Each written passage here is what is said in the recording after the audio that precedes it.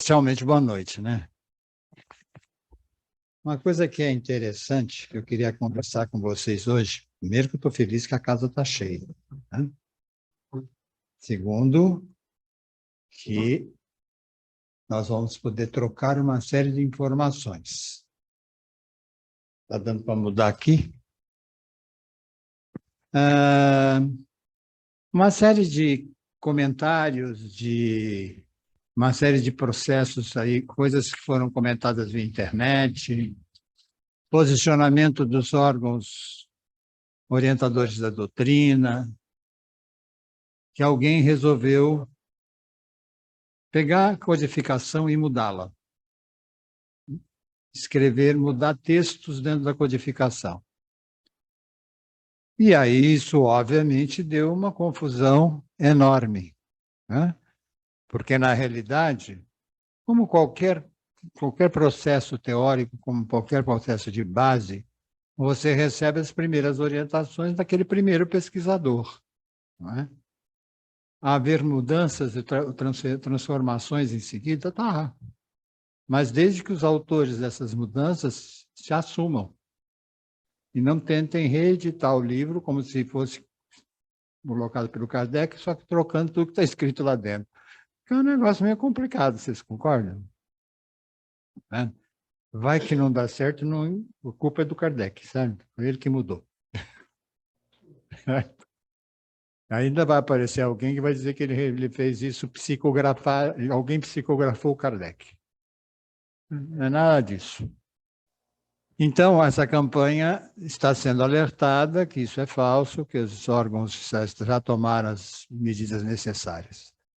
Mas aí eu cheguei à conclusão, conversando com outros companheiros, inclusive alguns daqui da casa, que muitas vezes as dúvidas acontecem pela nossa própria ação.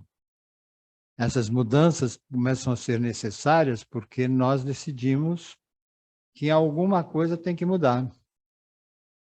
Então, eu me lembro de um momento em que eu vivi numa das reuniões junto à Federação Espírita de São Paulo, e que, na verdade, se discutia se a luz tinha que ser azul, se a luz tinha que ser vermelha, se a luz podia ser verde, enfim.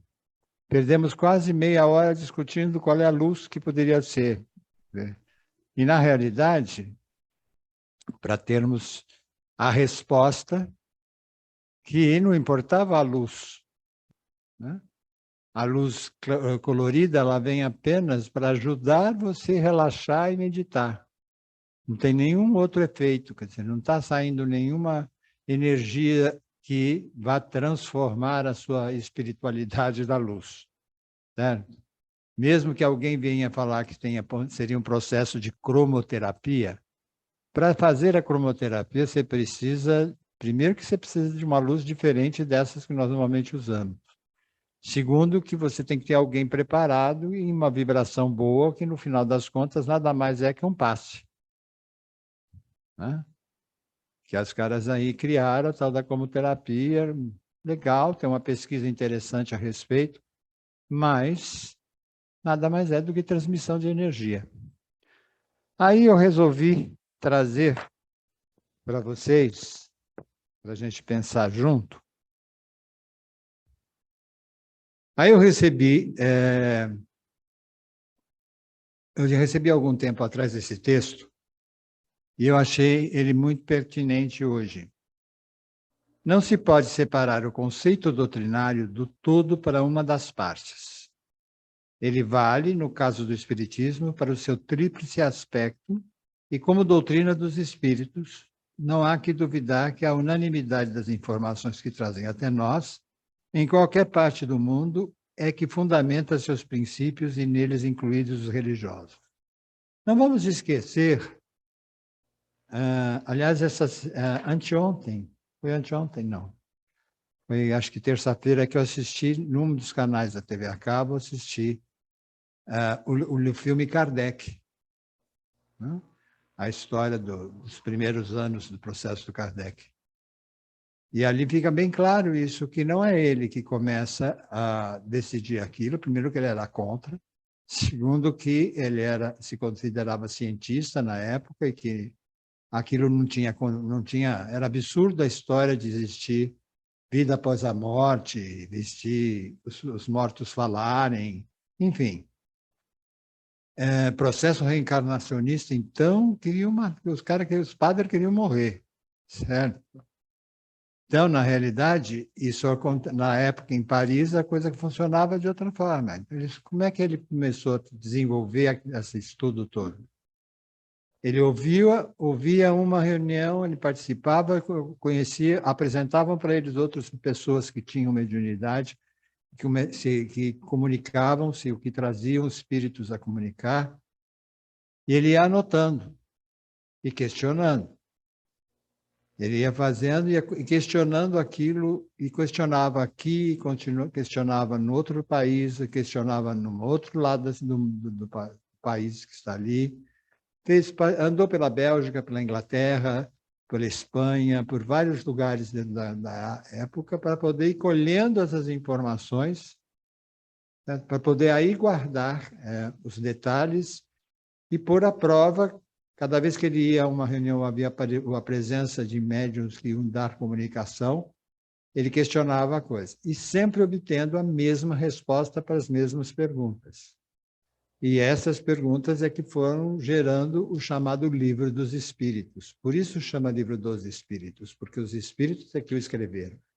Ele, na realidade, nada mais foi do que o indivíduo que compilou isso, né? Então, nós, quando estamos mexendo na história, nós não estamos mudando Kardec, nós estamos mudando um texto que foi colhido, testado e avaliado por alguém extremamente cético e que, de repente, mudou o seu caminho. E ele decidiu adotar o pseudônimo de Allan Kardec para realmente desfazer ou desligar o pedagogo ou o indivíduo que tinha todo um nome e uma tradição dentro da escola, da pedagogia, do processo todo, do processo espírita, porque senão ia dar confusão, ia ser maior ainda. Mesmo porque quando ele editou e publicou o Livro dos Espíritos pela primeira vez, ainda saiu Rivail, né? E aí simplesmente a editora disse que não ia publicar, né? Porque aquilo ia dar uma confusão enorme. Então, gente, começa por aí, a gente fazer uma reflexão sobre esse processo, não é ali, é aqui.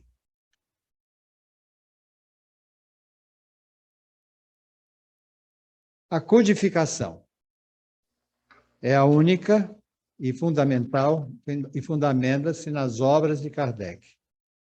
Qualquer inovação que não seja coerente com seus postulados e que se restrinja a grupos não representa o espiritismo. Não se admitem diversificações como espiritismo cristão, o rustanguismo, espiritismo ciência, espiritismo de mesa, autoespiritismo. Já inventaram um monte de linhas para o processo, principalmente esses últimos, por serem aberrações e que mais com introduções de obras inovadoras que modifiquem seus conceitos ou que introduzam novas ideias que não têm o amparo no fenômeno, na sua comprovação ou na razão. Se não tem amparo, se ele foi escrito, se eu não fui testar isso em vários lugares, como é que posso confiar naquele texto? Lembrem-se que nós não estamos discutindo um processo que é comum a todos nós no dia a dia. Mesmo depois de tantos anos, nós ainda temos uma série de dúvidas, uma série de receios, e temos um bando de gente querendo nos enganar, né? Certo? Tem até a pessoa que faz a prestação, cobra, etc. e tal. Eu até já falei para os meninos aqui que, de repente, nós podíamos estar ganhando dinheiro, né? Mas não é esse o nosso objetivo. Certo? Né? E aí, a hora que você começa a pensar nesse contexto, você começa a perceber, e vocês já devem ter ouvido por aí, nomes diferentes para a mesma coisa. Certo? Coisas estranhas, certos lugares Hoje eu ainda dei uma passeada na internet, tanto no Facebook quanto no Instagram, e tem aí uma série de entidades espíritas com os nomes mais interessantes possíveis e imagináveis.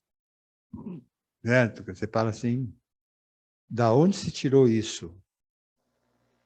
Você tem nome de entidades espíritas com mentores hindus. Nada contra o processo do hinduísmo, só que não é por aí que está se propondo discutir a coisa. O que, na realidade, acaba não se fazendo efetivamente é estudando aquilo de acordo. Te atraiu? Você veio na casa, quer dizer, olha, o Eduardo costuma trazer as pessoas aqui na casa de livre espancada à vontade. Né? Você veio aqui por livre espancada, talvez porque eu trouxe ele meio de livre espancada também. Né? Certo? Então, você aprendeu o processo, você vem conhecer. Tá, é diferente? É. Primeiro que ninguém vai ver aqui, ninguém dando pulinho aqui na sala, ninguém vai dando berrinho aqui na sala. Né? Não vou mandar vocês fazerem nada que não seja dentro do processo normal, natural. Segundo, que tem uma formação e uma orientação onde também tentamos entender o Espiritismo como ciência. Só que, lembrando a vocês que esta ciência desenvolvida por Kardec era comum na primeira parte do século XIX. Né? Nós estamos no XXI. Óbvio que os contextos científicos evoluíram durante esse tempo, vários processos foram, inclusive a ciência os comprovou, que foram adiantados antes dentro do processo, e efetivamente você começa a entender que este espiritismo que nós estamos vivendo, ele é o caminho do autoconhecimento, ele é o caminho de você conhecer a você mesmo. Ele te convida principalmente a isso, é do conhecer-te mesmo. Entenda o que você sente, entenda o que você vive, olha para você, perceba os seus anseios, os seus medos, as suas dificuldades, encare-as. E começa daí para frente a entender, e os espíritos nos ajudando a refletir sobre isso. Eles nada mais fazem do que nos orientar nessa reflexão. Certo? E eles nos trazem processos, tanto que você pega a literatura espírita que veio depois, todas elas vêm frutos de pesquisa, de grupos de estudo, de pessoas que foram consultando outros grupos e que trouxeram uma mensagem. Você pega o Chico, é um exemplo nítido disso. O Chico te traz todo o processo do André Luiz, né? E, na realidade, você percebe ali, André Luiz era um médico, e ele vem trazendo uma série de informações que você começa a ver. Peraí, tem coerência isso. Né? Mas ele não fala numa linguagem kardeciana, como todo mundo diz. Ele fala dentro de uma linguagem muito mais próxima, mas também típica do início do século XX. Né?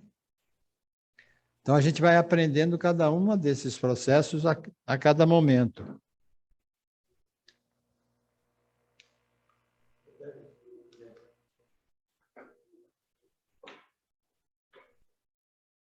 E outro?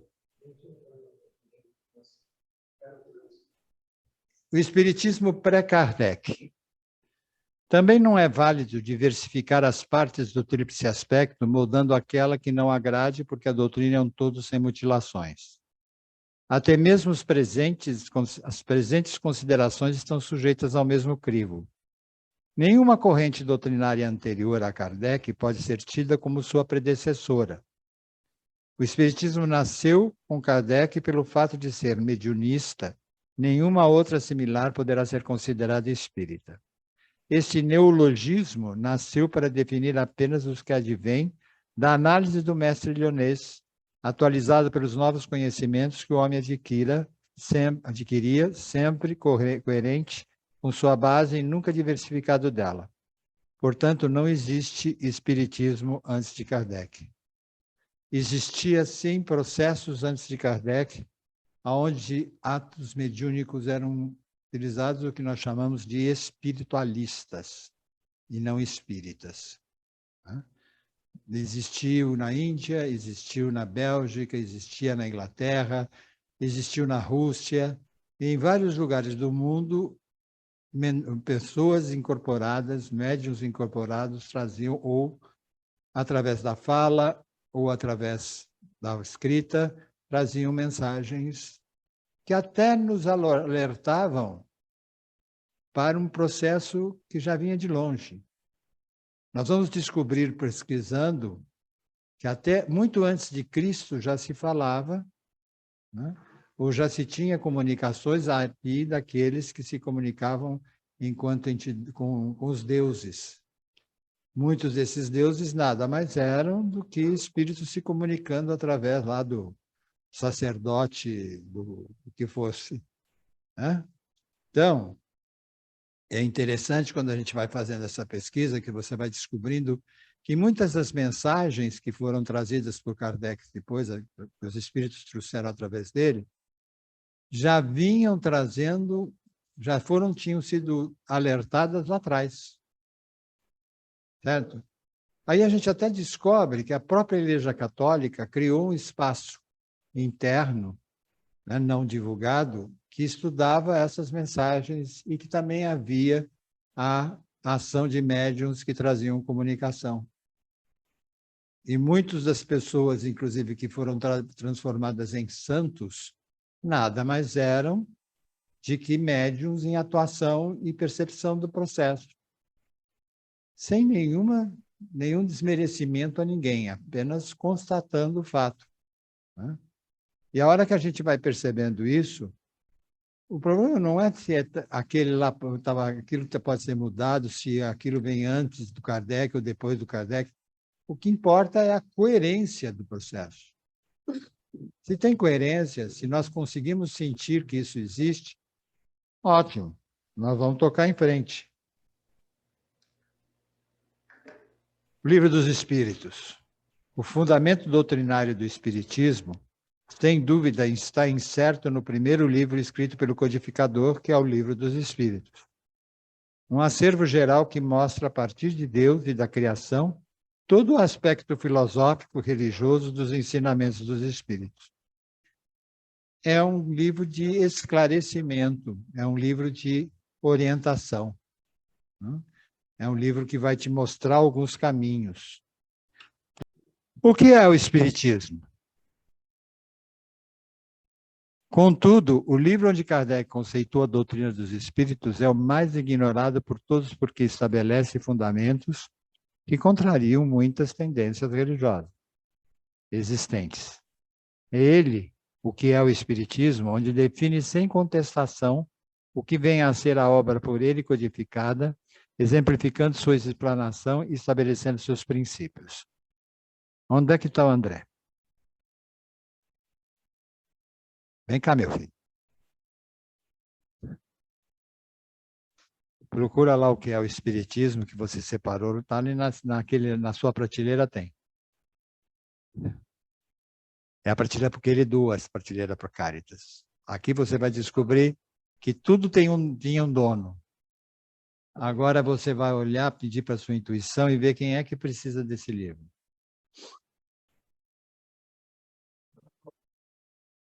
Não, deixa eu ver o que é. Não, não é filho único, eu sei que tem outros.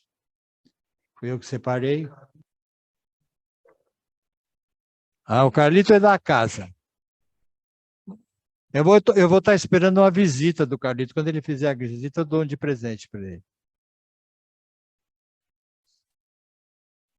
Ah lá, estão dizendo aqui que vão te buscar, hein? Vão virar seu motorista. Certo? E essa história de que você não é, como é que chama? Não entrou na tarde, vá com carta minhoca, porque você mais que entrou na tarde, mais que nós. Certo? Está mais vivo e mais intenso do que a gente. E que eu mandei uma mensagem para todo mundo dessa semana sobre a idade, uma senhora, uma escritora espanhola, que fez uma prestação uma colocação, uma poema sobre a idade. E foi muito bonito aquilo, foi muito sensibilizante. E ela dizendo, aqui não temos velhos, aqui nós temos pessoas entrando no entardecer. Tem importância, André, daqui. Depois a gente traz outro. É você que tem que achar para quem que vai dar.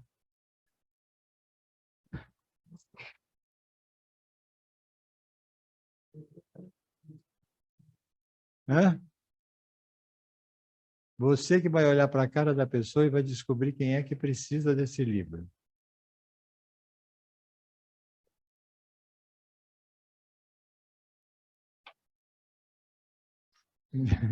Não, não. Tá vindo agora. Tá ali, ó. O barbudinho ali, ó.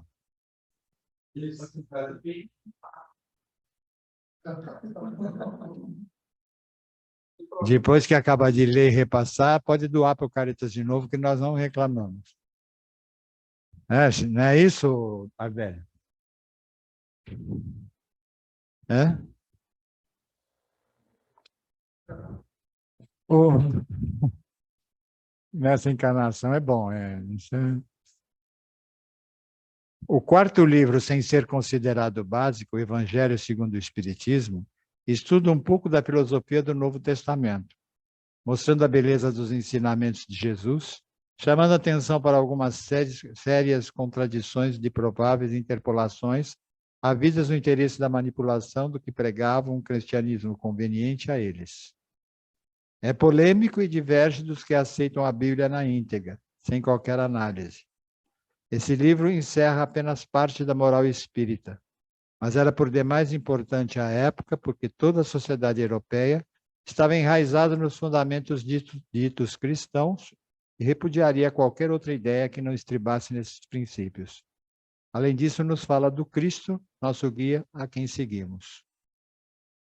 Então, na verdade, isso explica mais um momento de estarmos lá no século XIX, na primeira parte do século XIX, com todas as pressões da Igreja Católica, com Lutero e Calvino já iniciando sua jornada lá também, na Europa, no norte da Europa, e isso afetando a credibilidade de qualquer nível de informação que pudesse chegar. Apesar disso, Kardec continua a sua luta e criou a Sociedade de Estudos Espíritas de Paris, a SPI. Né?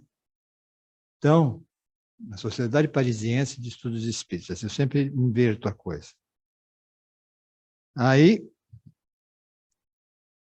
ainda numa abordagem religiosa, vamos encontrar o quinto livro, O Céu e o Inferno, falando a respeito da justiça de Deus, sem as contrastantes conotações da Teodiceia, e apesar disso, é a obra menos conhecida pelos ardorosos adeptos da parte religiosa do Espiritismo. Até mesmo os que nos tentam transformar a codificação em mais uma seita cristã. Senão, esses tomariam uma outra posição antagônica ao seu evangelismo canônico. O que ele quer dizer com toda essa confusão? Ele quer dizer que, na realidade, no céu e inferno, né, você vai entender o que acontece com a pessoa depois que ela desencarna, quando ela vai para o lado de lá. Né?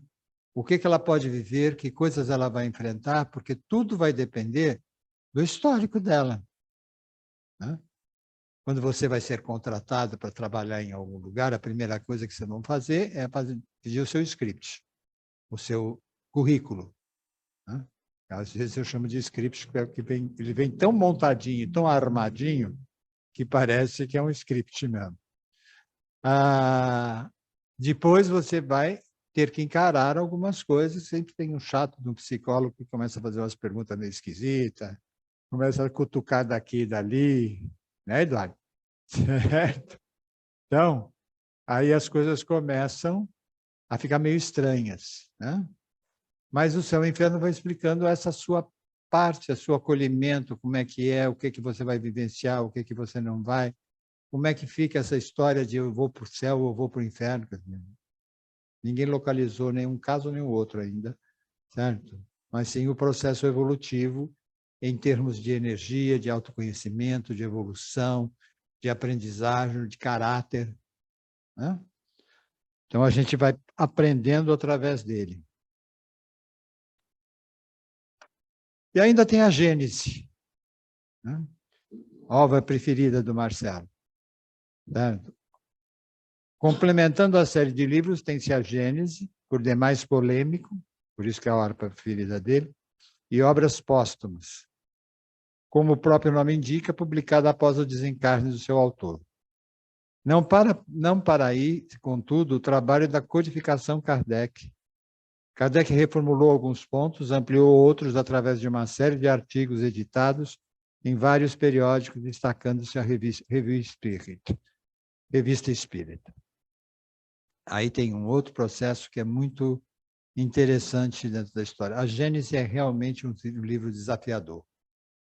Mas para que você possa vivenciar a Gênese com mais intensidade, melhor conhecimento, você já tem que ter a base bem trabalhada em cima de você. Porque senão você acaba não entendendo metade do que está escrito ali, né? Obras póstumas, não foi porque Kardec psicografou depois de morto, porque ele já tinha escrito e só foram publicados após a morte dele. Outro dia eu ouvi essa explicação que ele tinha aparecido na Sociedade Espírita, certo? E ele tinha psicografado o outro livro. Não, ela já tinha escrito antes. E tem uma outra pessoa importante na vida do Kardec, que é a mulher dele, a senhora Amélie Boudeux. É uma pessoa assim, incrível. E foi uma pessoa que, de repente, demonstrou para ele, pela primeira vez, uma ação espiritual e que começou a fazer pictografia. Ela começou a pintar quadros, sem ela nunca ter sido treinada para isso. Então, foi a grande colaboradora e aqui deu sequência assim, depois que ele morreu. Quanto deixaram? Foi uma?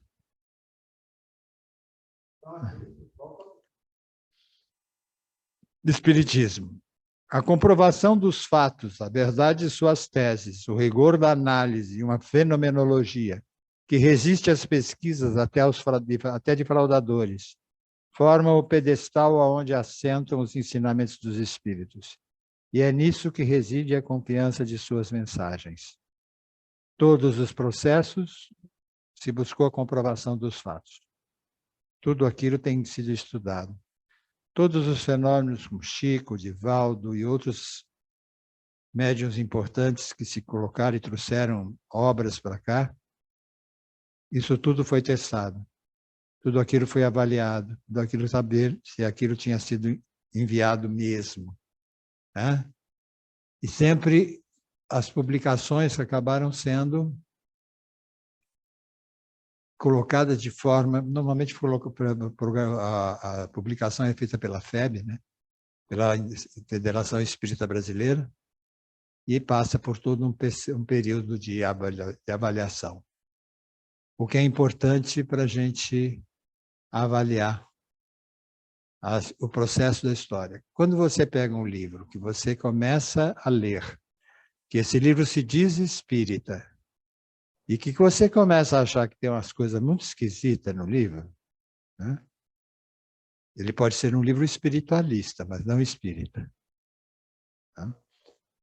Quando você começa a convir umas histórias, você pega alguns romances, e que esses romances são muito estranhos, né? Tem umas histórias muito esquisitas, e as orientações que são dadas são meio atrapalhadas, não leva à frente, né?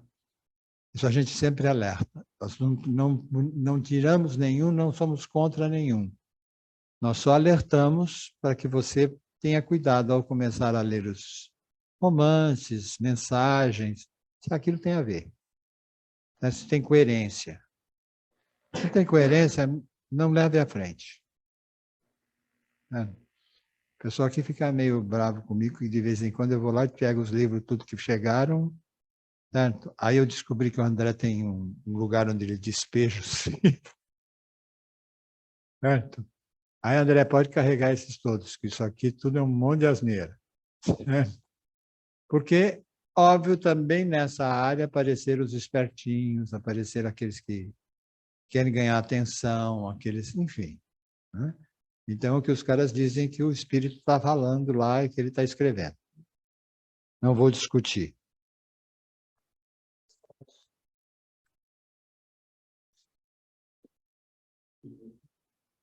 Sim. Bom, nós já tivemos um médium famoso que atendia por telefone. E atendia pelo rádio. Ele tinha um programa de rádio. Não é, Albina? Certo? Famosíssimo. Meu coleguinha de profissão. Certo? E que, assim, ele tinha um programa semanal na rádio, diário, não lembro mais como é que era. Eu sei que as pessoas de W faziam consulta pela rádio. E em outros dias o espírito falava por telefone. Certo? Tudo é possível nesse mundo. Né? E não existia nem a tecnologia que tem hoje, ele era mágico mesmo. Então, vamos pensar nisso. Muita coisa já existia quando Léon Hippolyte Denisard Rivail, aliás, desculpe, o grande educador, discípulo emérito de Pestalozzi, foi convidado à sua missão na Terra. Ele era professor de renome, mestre em metodologia e autor da primeira gramática da língua sob forma didática para a sua aprendizagem. Não podia supor que acabasse se envolvendo com aqueles fenômenos de mesinhas girantes que possuíam personalidade, inteligência e capacidade informativa.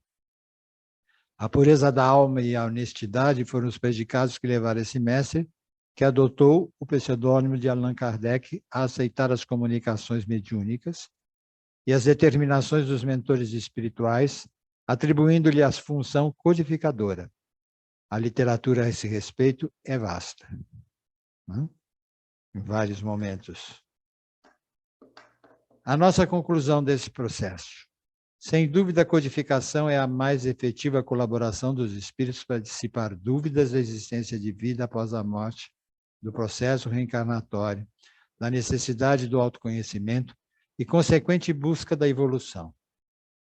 O que nós estamos observando nesse dia, nesse momento aqui, que o que parecia pesado, que às vezes você vai pegar o livro dos Espíritos, ou o livro dos Médiuns, ou alguns outros livros da codificação, tem algumas traduções que são muito ao pé da letra, então, na realidade, eles trazem um vernáculo, um vocabulário do começo do século XIX. Né? O que normalmente fica... O livro foi publicado em 1857. Né? Faz tempo. Né? Então, na verdade, a linguagem é muito da época. Quando eles foram traduzidos no primeiro momento no Brasil, nós nem tínhamos tido a primeira... A reforma ortográfica de 62 ainda não tinha existido, foi antes, bem antes. Então, ele ainda tem uma linguagem, às vezes, meio carregada. Então, mas paciência e dicionário do lado, ou Google, vocês vão aprendendo uma série de coisas. Agora, tem um projeto, que é o projeto do Manuel Filomeno de Miranda. O projeto Manuel Filomeno de Miranda, Manuel Filomeno de Miranda foi um médium brasileiro, baiano, que desenvolveu uma série de trabalhos e que deixou aí um monte de informações e que depois do seu desencarne, ele continuou na casa que ele frequentava, trabalhando e mandando notícias. E aí os participantes dessa casa se uniram e criaram um espaço de estudo, onde eles transfizeram estudando o Livro dos Espíritos e estudando o Livro dos Médiuns, que é um dos livros que nós estamos usando no nosso curso aqui. Então, lembre-se sempre, cuidado com as mistificações, cuidado com as pessoas que têm, assim, interesse em aparecer de alguma forma e atrair os incautos. A obra de referência desse texto todo é do Carlos Embassi, que nasceu na cidade de Salvador, capital da Bahia, no dia 9 de setembro de 1883. e desencarnou em Niterói, estado do Rio de Janeiro, em 4 de agosto de 1969, cerca de um mês antes de completar seus 86 anos, de uma existência nobre e cristã. São decorridos, portanto, 140 anos do nascimento do grande espiritista colaborador da FEB, escritor emérito, jornalista e membro do Instituto de Cultura Espírita do Brasil. Ao lado de Deolindo Amorim, entre suas melhores obras, destacamos Espiritismo dos Fatos, A